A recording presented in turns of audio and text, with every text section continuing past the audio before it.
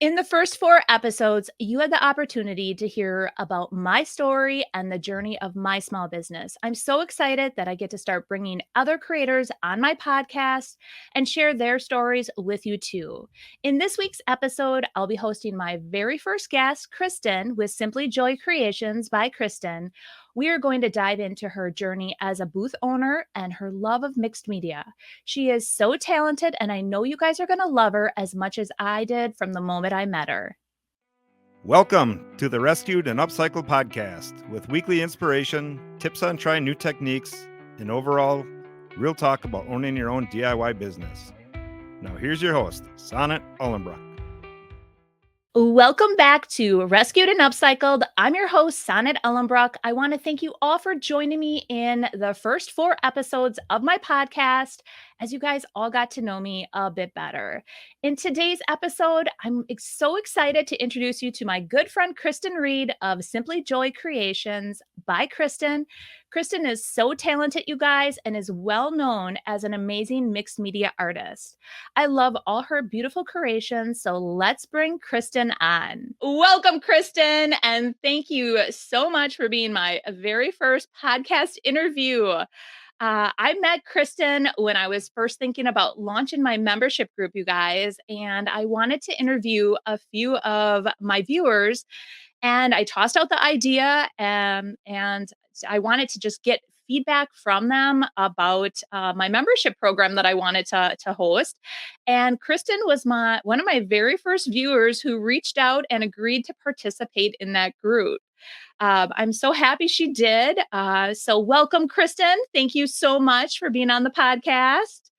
Thank you. Yes. So tell us a little bit about yourself. I mean, I have now known you for, is it like going on 3 years that we've We're known? about to start 3 years, yes.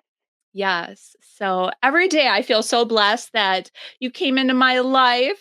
You are so stinking talented and full of amazing ideas for the group. And, I love all your creations. So tell us a little bit about yourself, where you live.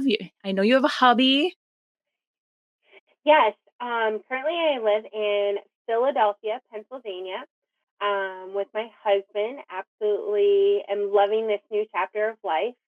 I was originally, though, from Minnesota, a really small town in northern Minnesota, raised by two wonderful parents. And my sister and I loved garage sailing and thrifting at young ages. So we were partners in crime when it came to that. I think you would have got a kick out of how we got some furniture back to our apartment back in the day.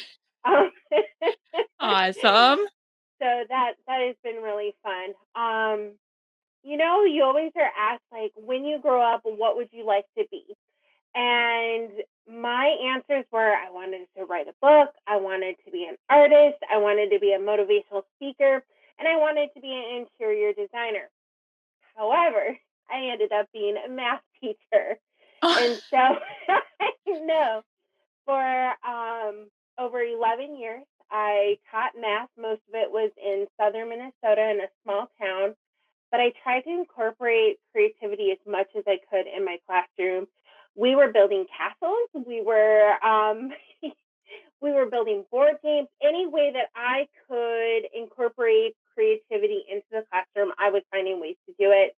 I would dress up in costumes. I would put them on scavenger hunts. Like I was loving that aspect of teaching as well. So let's fast forward. Of course, I didn't go into those things I said I was going to do because I was limiting myself. I didn't think that I had those skills or I was talented enough. But then I started to realize that I thought differently than a lot of people because I would always be like, I have an idea. And then I would share it and people are like, oh, wow. Like, I don't think that way. And I was like, oh, okay. Like, and so I started to realize that maybe I have different talents that I didn't know I had. So let's fast forward to I'm in Pennsylvania. How did I end up here? So I met my husband online, and I knew from the get-go that if one of us was going to move, it was going to have to be me. And Okay. so I left small town, Minnesota, and I went out to Pennsylvania, East Coast, so big change, small town, big city, Midwest, East Coast, and then of course I had to do it in the summer of 2020. So Oh my gosh. yes, so I finished my 10 years at a school teaching online. I closed up a classroom. I packed up my apartment. I moved cross country, planned a wedding, got married, all in 2020. Oh my So goodness. yes, so yeah, it's like now what? Like it was such a huge amount of change that I think that's kind of where I want to end this little tidbit because I think some of the other things are going to come out later as we share the story. Yeah. Wow, that is crazy. I guess I didn't even realize all of that about you. Yes. So, I guess what I have to find out is how did you stumble upon my video where I asked my viewers to join me in a private discussion? So I'm assuming you were watching me, but how did you stumble upon it, and what made you, decide to reach out to me and be part of my panel discussion? So my mom was huge into YouTubing and she would always show me YouTubers, but I wasn't maybe ready for it or looking for that. But then, world kind of went to a pause. And so October 2020, I started finding creators and I started watching and going, oh, I think I could do that. Yeah. Oh, that's interesting. And I started like Googling and searching on YouTube for as many as I could find. And then I came across you. And you were home. You were from Wisconsin, which is right next door to Minnesota. You were the Midwest, and I felt comfort from you. And then I loved how you pushed outside of my walls of what I would have thought, and I loved it. And I remember sitting on the couch, and my husband happened to be sick, and we were watching you. He knew you by name by then, but you were asking for panels and I know you couldn't see me, but my hand shot up and I was like, pick me, please pick me. I want to be on your panel.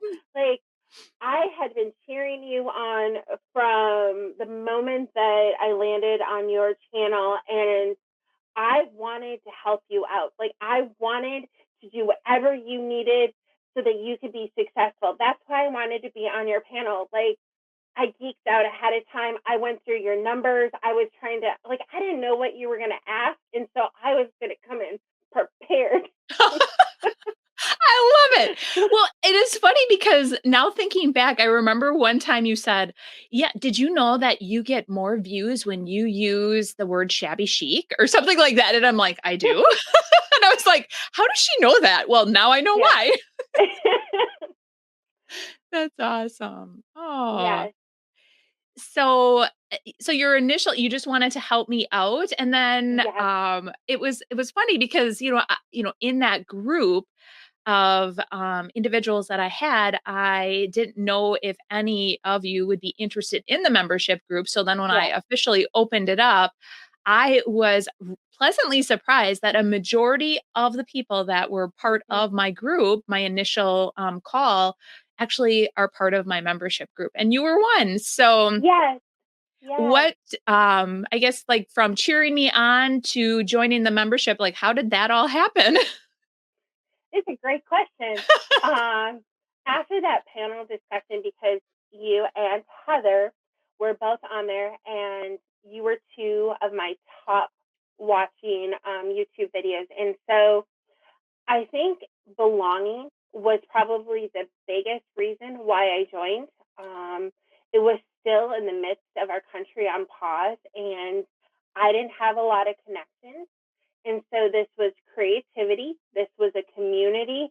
And because I started watching all of these and like, oh, I can do that, I did start to have that dream of maybe one day I would be blessed with a booth.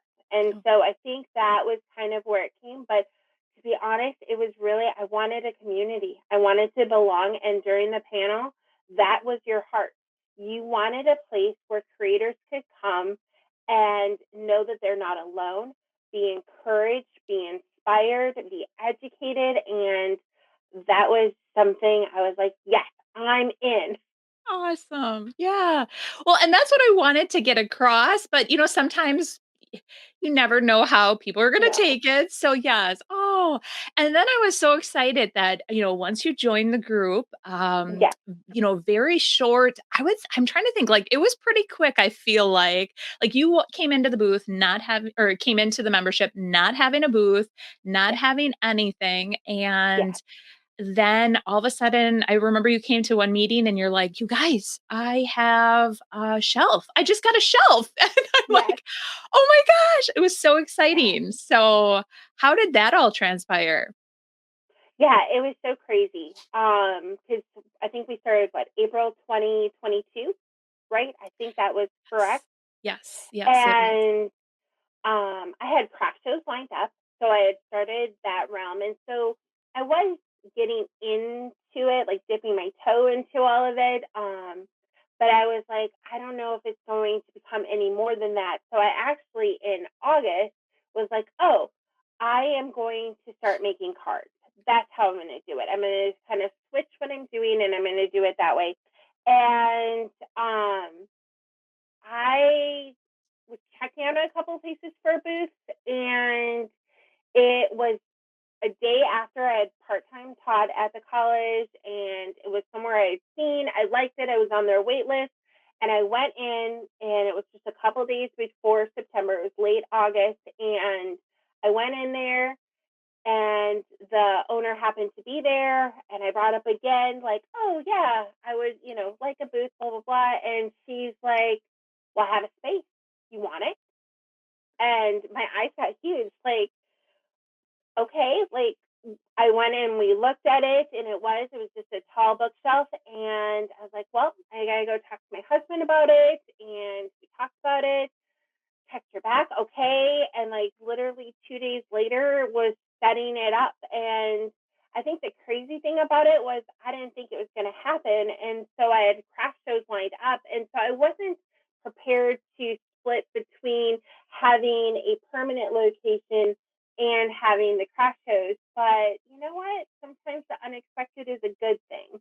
Right. Yes, and a door opens and you have to take advantage of it. So, Yes, I know, and many people I think don't consider just doing, a shelf to start off with. They yes, automatically think they have to go to a booth. I think it's a great transition though, like to start yes, small, dabble, figure out what you want in there, and then yes, move into a booth space, which yes, actually happened again pretty quick after you had I mean, yes. how long was it after you had your shelf? Because two I months, felt like you just 2 months. Is that what you just said? two Okay. months. Yes, I'm like, she just set up her shelf and now she's going full in with a booth. So, yes, and yes. they offered it to you, and then that's how it came about? Or did you tell them that eventually you wanted to have a booth? Well, the funny thing is, I had a different offer between what I ended up taking, but it was the walls up the stairs, and I just felt that I wouldn't be able to display my small. It would all have to be on the wall, and so I passed on that. But I said, keep me in mind for the future. But I did not think that the future was going to be right around the corner. And so she reached out, and it was actually a larger space than I wanted. And then she's like, well, what if I split it? And then I was like, oh, okay, maybe I can do that. And so it was more of a wall L kind of shape. So I had a little depth that I could still put smalls, but it also gave me a wall that I could start to decorate and hang pieces because the bookshelf was limiting. It was a great place to start, but you only have so much height, you only have so much width. And so my husband and I talked it over, and we're like, you know what? You want this down the road, but I guess we're going to have it now. And so, yeah, we jumped on into having a booth size booth. That's awesome. I just remember Yeah, that. I was so excited for you, and thank you. you do like amazing vignettes and displays. So I just love how you curate all the items in each of those. It's they Thank you. so awesome. So So you really never had anticipated that you wanted a booth. I mean, did you know at any point leading up to this that you ever wanted to own your own small business? Was that ever like a little glimpse in your mind?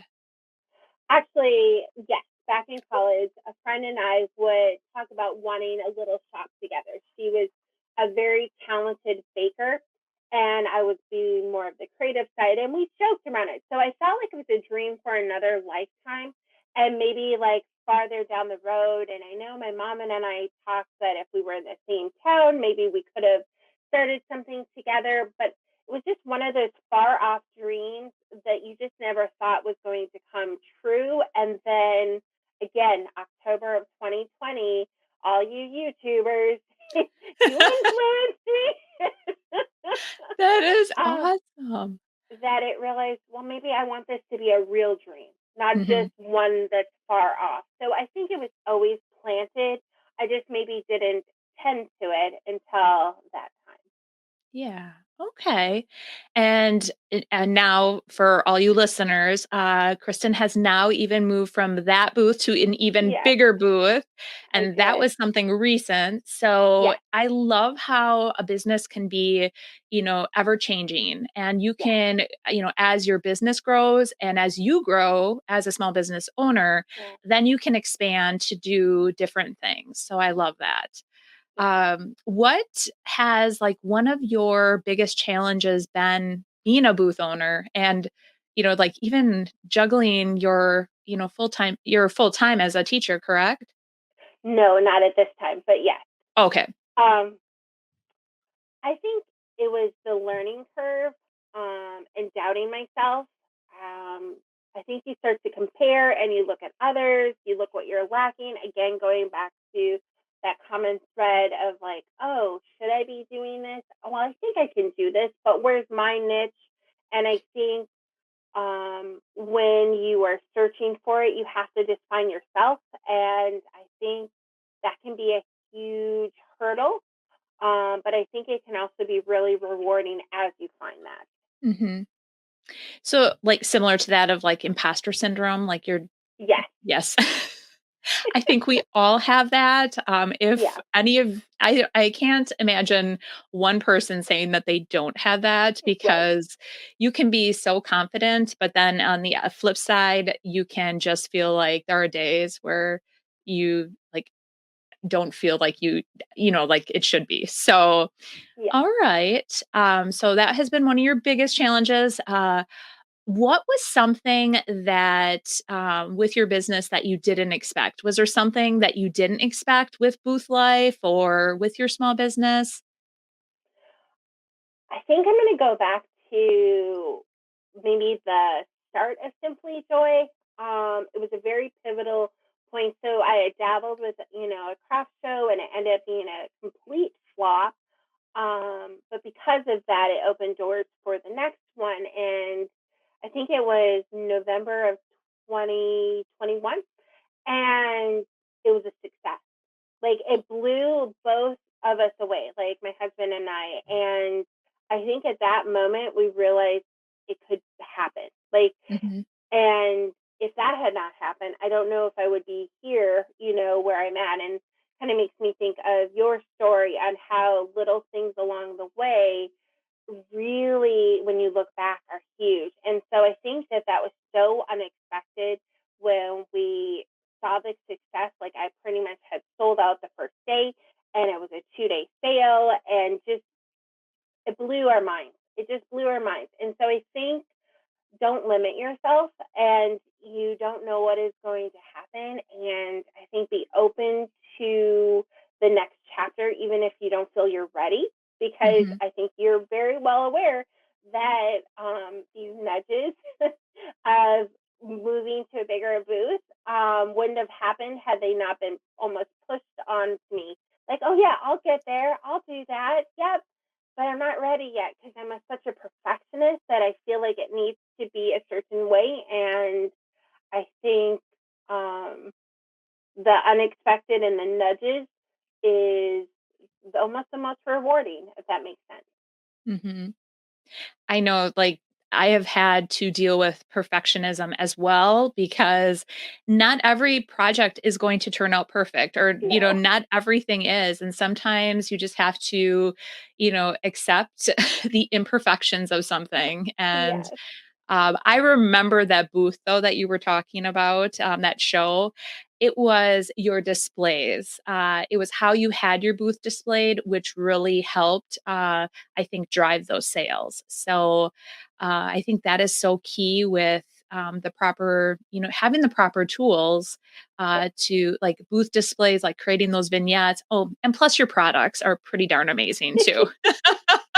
You are so creative, girl. And we'll get into that in a minute, but I just wanted to ask you too, just a couple other things. What is one piece of advice that you would give someone who is starting a booth? Um, I'm gonna get 4. You're going to get four. Okay. We'll take them. We'll take them. I love it. um, I think it goes back to some of the things I said, but be you. Find your niche. I think when you're looking for that booth and branding who you are, you can't mimic or become someone else. You have to be true to yourself. And so that would be something as you were starting a booth is to find out who you are, what you want it to be branded as, what is your niche, and to run with it.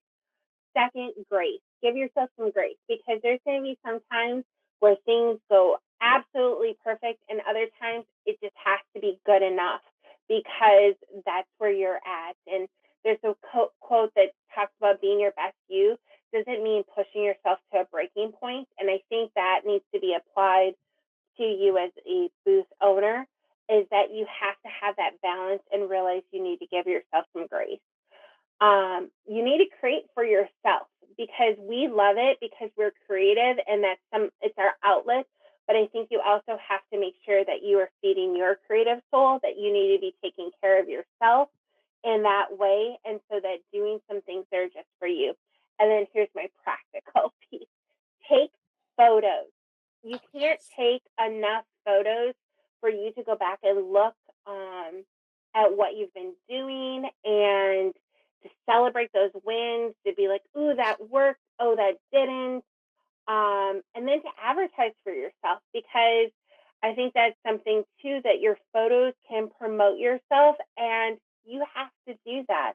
And so I think photos are so key because it helps you look back at things, it helps tell your story, and it helps promote yourself. Yeah. Oh my gosh, all of them are great. Thank you. That was all great advice. Absolutely.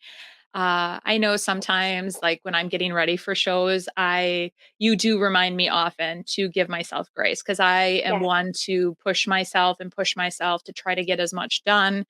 And even as I prepare for the October show, that is something I have to realize too. Like leading up to it, I have learned now that I am spacing things out and I am trying to. yes, It's not going to be all at the last minute, So no, but yes, and the taking photos is so important, you yes, guys. Just like Kristen said, I don't think take befores and afters or yes, during.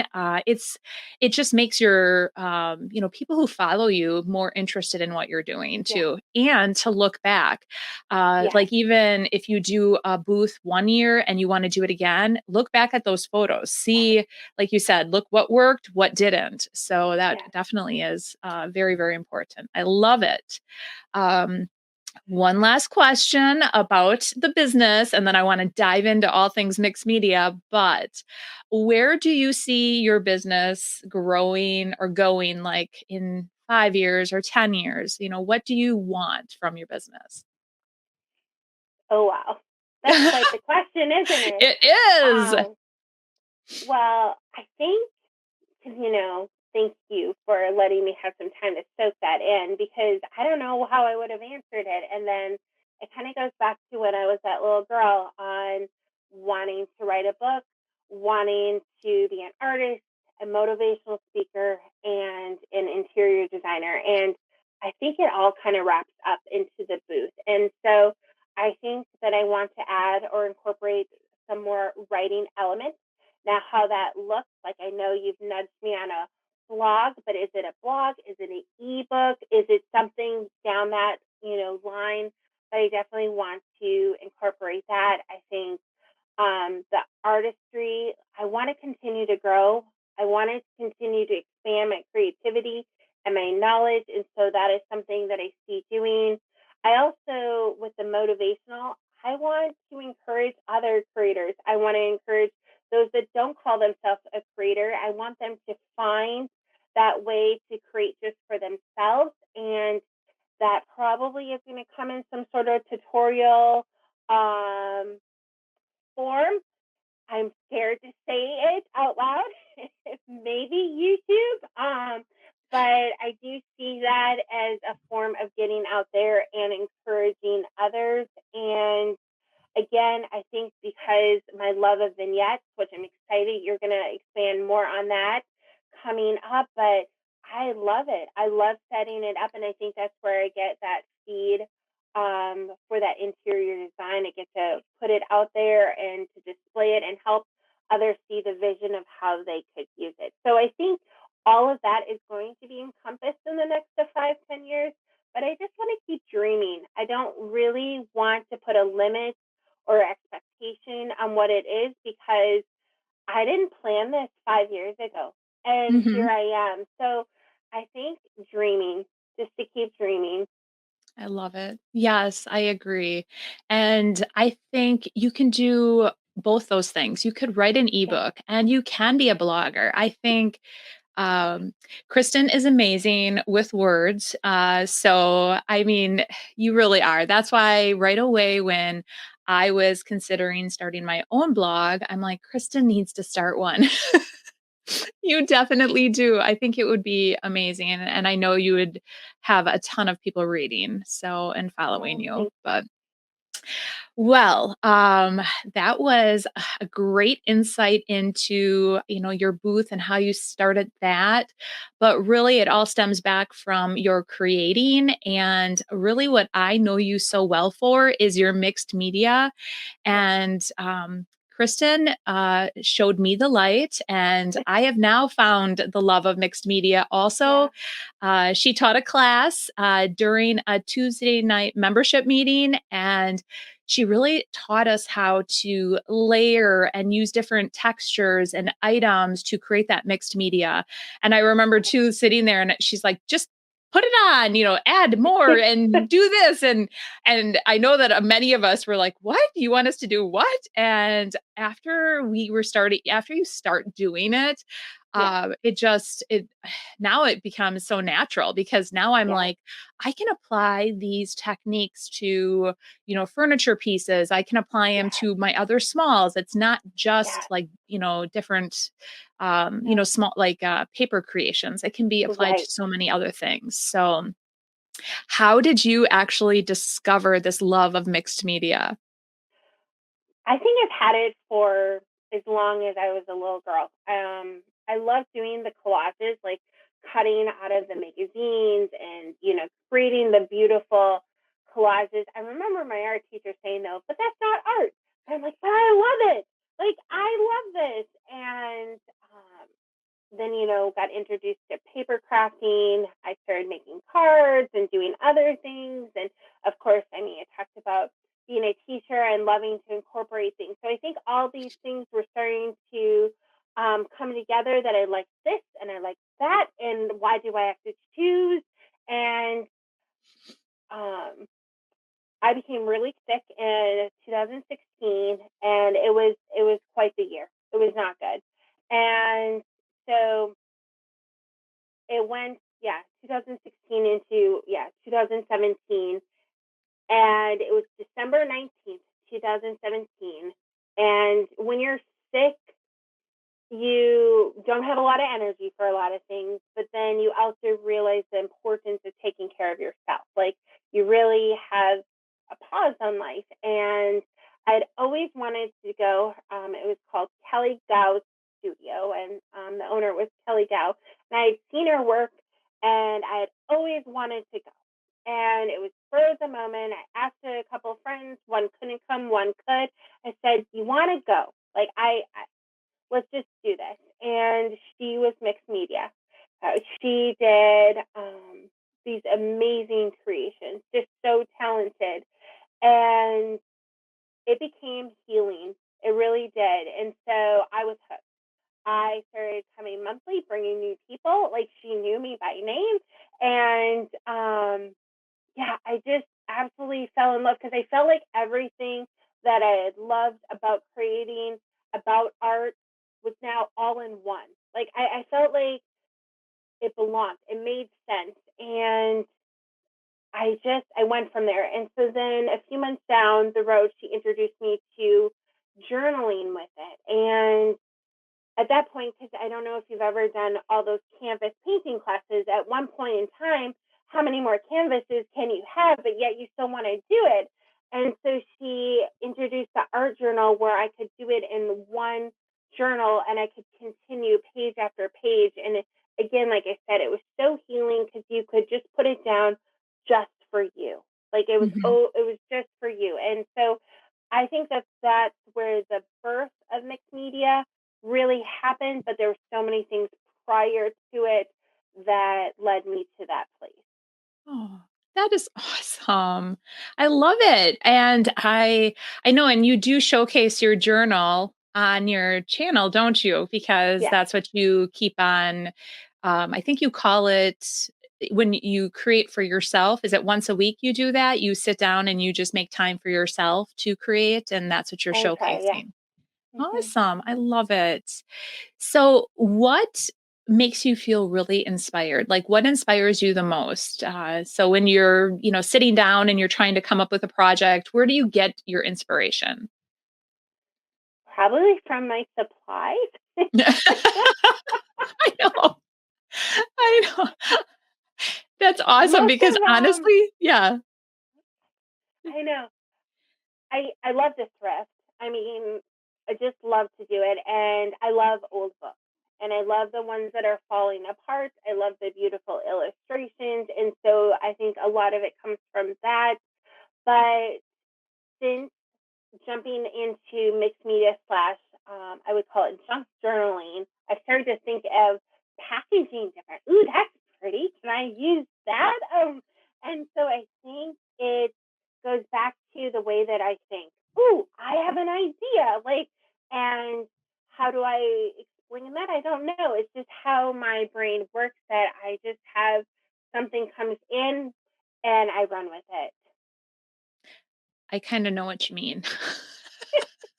Because well, I don't know if you do what I do, but whenever I'm trying to come up with like a video idea, and I'll like start looking at my supplies or my items, and I call it now my inventory, and I'm like, okay, I look at a piece, and I'm like, what could I do with it? And Yeah. then I just start brainstorming about what other items do I have Yeah.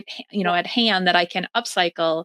And then all of a sudden, I honestly, it's like I see a color or there's a texture, and then I don't know where it comes from, but all of a sudden I'm like, Right. okay, that's what I'm going to use, and then I go on to the Yeah. next. So I definitely understand what you're saying about it's all in your brain or whatever you said, but it really is. Yes, Oh, it is. Yeah. it's like brainstorming, I guess is a good way to put it. So, but yeah, so now that you kind of said how you, what inspires you, like, are there certain artists that do inspire you or that you go to be inspired? Yes. There is definitely a few that I watch. Thrifty Day. I actually call her Sonnet's version of Chuck Shirley, because she pushes me outside of what I would have done for the realm. She likes to just go crazy with color and try this with that, and so I've really, really enjoyed her.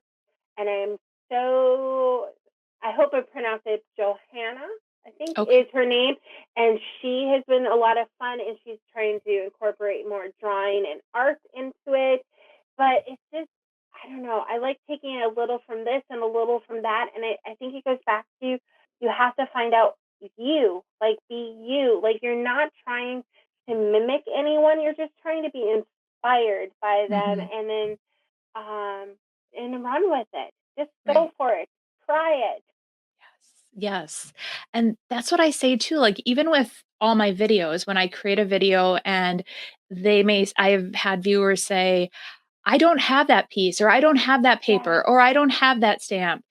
And my whole purpose of doing a video is to inspire a person to take yeah, little bits of different techniques and run with it and use yeah, it. And, if they can't, like afford a certain piece of, DIY product, or, yeah, you know, get creative. And that's yeah, the power of, that's what I love about creating, is that yeah, I mean, you can create with, like you talked about junk journaling, and I think the base of a junk journal is like an old cardboard box, is what it yeah, is.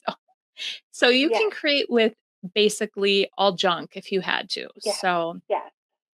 yeah, absolutely. So if you were to give some listeners some advice as to where to start with mixed media, what advice would you give them?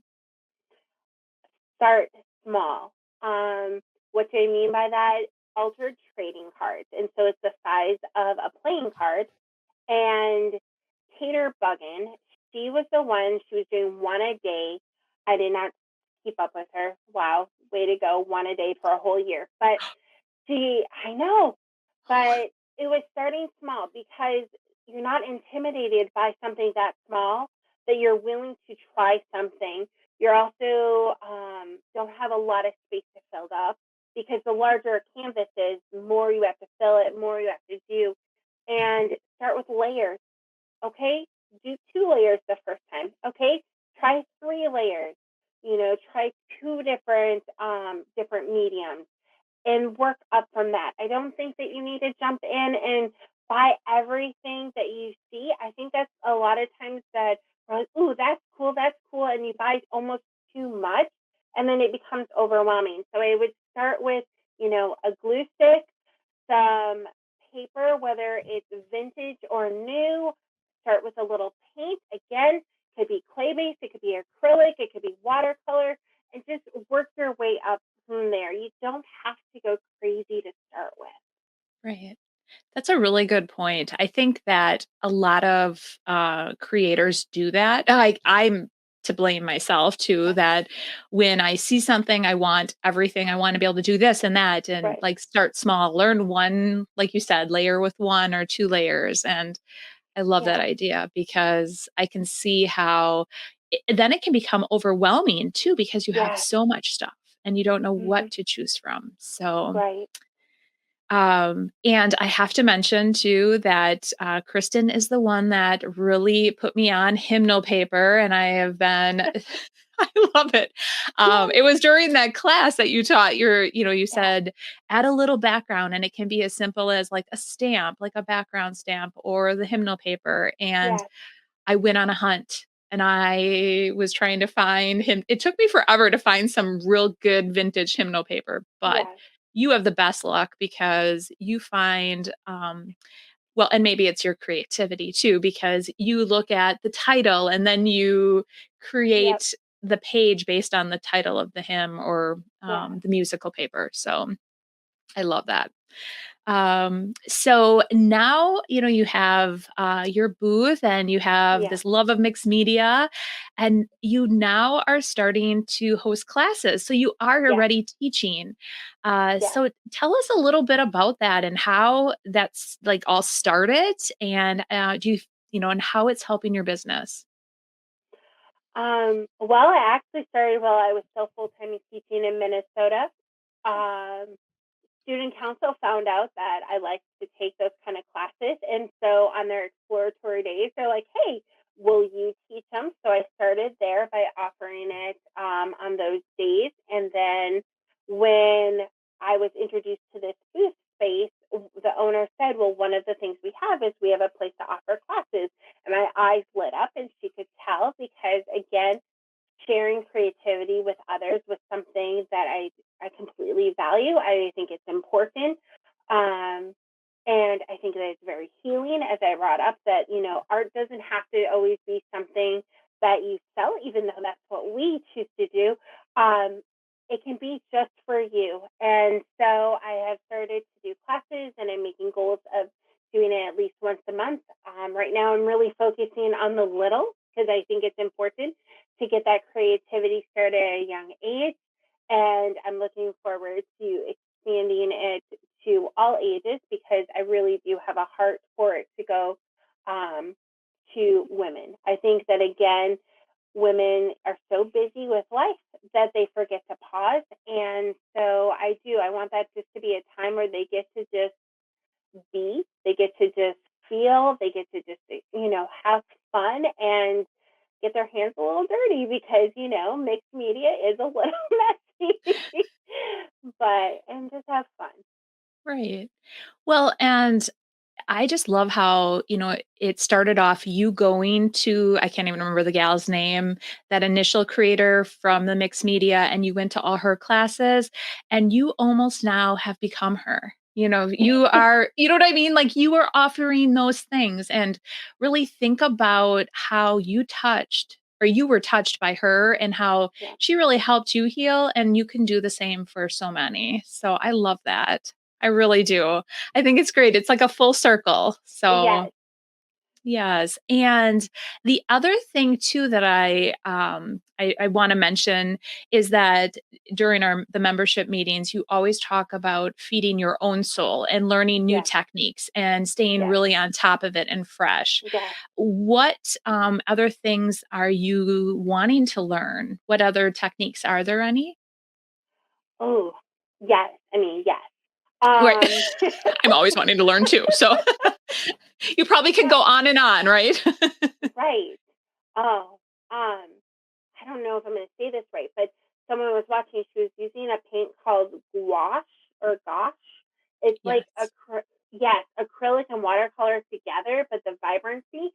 I was like, ooh, I want to learn how to do that. I mean, again, expanding myself with the current products that I have because there's some products that stay in the drawer a little longer than they should because I'm like, ooh, you got to get yourself, pumped up to do that. But I really love taking classes. And so I would encourage anyone listening that if you get a chance to take a class from Royce or Lexi or Jane or whomever else, like it is so important to continue to learn. And I think oftentimes we don't feel like we need or do we ask like we're supposed to be experts or we're supposed to do this, but no, we're supposed to learn. We're supposed to expand and just because they have more experience doesn't mean you're less. It just means that they have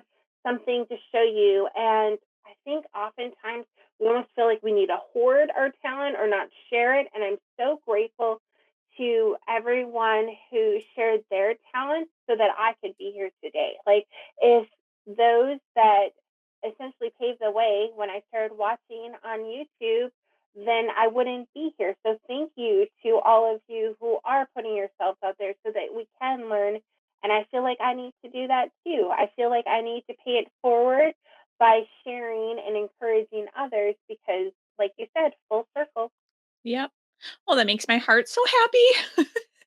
It really does because and I am really encouraging you to start your YouTube channel because I think you'll be absolutely amazing and you have so much to offer.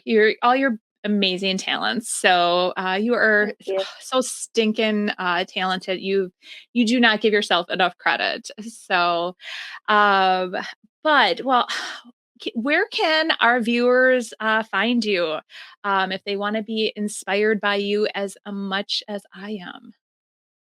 My main platform right now is on Facebook. So, as Shauna said, Simply Joy Creations by Kristen. I also am posting reels on Instagram and Okay. Yes, and I just have to do one more little shout out to you for um, your reels. They are so amazing. And during our membership group, you guys, we had a little challenge and we had to, it was kind of, it was really pushing us all out of our comfort zone with this Yes. challenge that we created, or I created.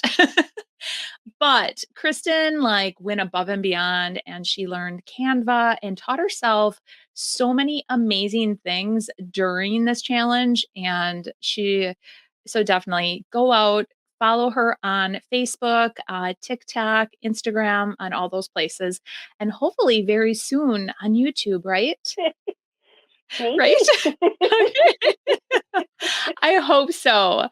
Well, it was such a what a great day. I learned so much about you and actually I felt like I feel like you're my friend and I Yes. know a lot about you, but I learned a lot about you today. So and I'm sure my viewers learned a ton as well. So I want to thank you so much for being part of my podcast. And I hate calling you my guinea pig, but you are, like my Yes. first, person on here. So I just love that my viewers today had the opportunity to meet you and just really see how talented you truly are.